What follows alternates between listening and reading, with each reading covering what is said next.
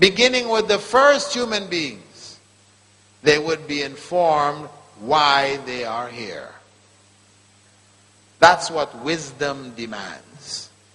We accept it in our own lives, for sure. On the scale of God, who is all-wise, it is beyond him. It is beneath him to have created this world and not inform people what their purpose is. So true belief in God, where one knows who one's Lord is, requires the belief that God sent messengers carrying his message to humankind, informing them of their purpose here. That is, without a doubt, absolutely necessary. Belief in God requires that we believe in him sending messengers with the message that he wanted to convey to humankind. So, in the end, we know that God's message was sent to the first human beings, referred to as Adam and Eve. That message which was sent was in fact Islam. We can say that the religion of Adam and Eve was Islam, while a Christian cannot say it was Christianity, nor can a Jew say it was Judaism, nor can a Buddhist say it was Buddhism. But we can say it was Islam, because Islam means submission to the will of God, which encompasses all of the messages which were sent by the prophets of God to humankind. Submission to the will of God. There is only one God.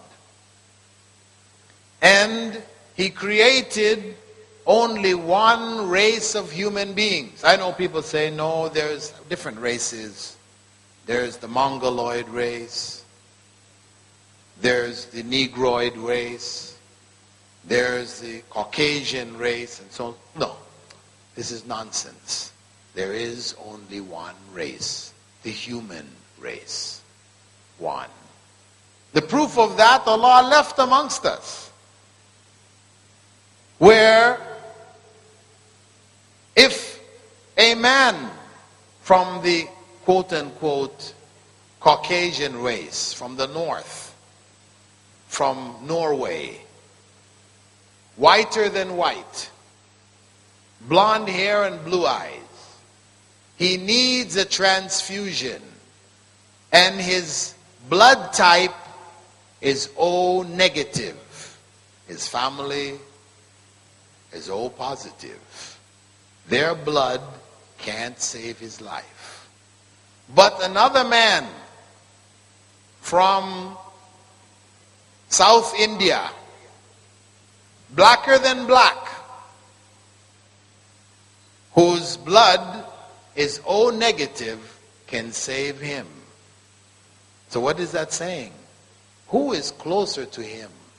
His own family who look like him, or that person from South India who seems to be the total opposite of him? These are the signs which Allah left amongst us to remind us that we are one human race. And as such, God revealed to that human race one religion. He did not reveal a bunch of different religions, thereby confusing human beings. No, he only revealed one religion. Human beings changed it, and he would send more prophets. And they would change it again, and he would send more prophets. But all the time, it was one message.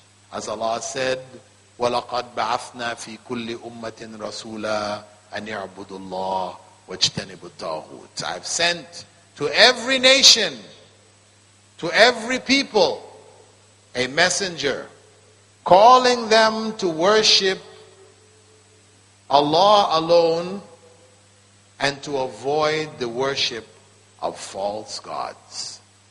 One God, one human race, one religion, Islam. That is the message that I wanted to share with you tonight. Knowledge of who our Lord is takes us ultimately to knowledge of Islam. So as we need to go back and understand who our Lord is by reading the Quran, Ramadan is around the corner, and it's the month dedicated to the Quran. As Allah explained, it was the month in which the Quran was revealed. So we dedicate our time to reading the Quran, but we should read it with understanding. Read it and reflect on its meanings, not read it as a ritual, so that we fall into the category about which Allah said, أَفَلَا يَتَدَبَّرُونَ الْقُرْآنَ أَمْ عَلَى قُلُوبٍ أَقْفَالُهَا. Will they not reflect on the meanings of the Quran?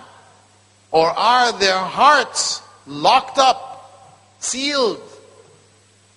Let us not be among those with sealed hearts in this month of Ramadan before us. Let us open our hearts to the Quran and read it with understanding and come to know who our Lord is. Because at least a third of the Quran is dedicated to explaining who is our Lord. And that is why Surah Al-Ikhlas, Surah Al-Ikhlas, قُلْ هُوَ اللَّهُ أَحَدٌ اللَّهُ الصَّمَدُ لَمْ يَلِدْ وَلَمْ يُولَدْ وَلَمْ يَكُنْ لَهُ كُفُوًا أَحَدٌ. This surah, this chapter, as small as it is, the Prophet ﷺ said, one who reads it has read a third of the Quran. Because that surah is dedicated to explaining who our Lord is. قُلْ هُوَ اللَّهُ أَحَدٌ. Say, He is Allah, the uniquely one.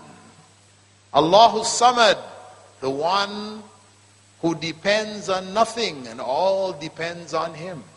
Lam yalid, He does not give birth. Walam yulad, nor was He born. Walam yakul lahu kufuwan ahad. And there is nothing similar to Him. So I ask Allah to let us walk away tonight with a renewed desire to want to know Islam and to know who our Lord is and to implement that knowledge in our lives so that this nation of the Maldives can rise again and be counted among the nations of this world that have contributed to human civilization. It is with Islam that we will achieve that. Without it, we never will. Barakallahu feekum. Assalamu alaikum wa rahmatullahi wa barakatuh.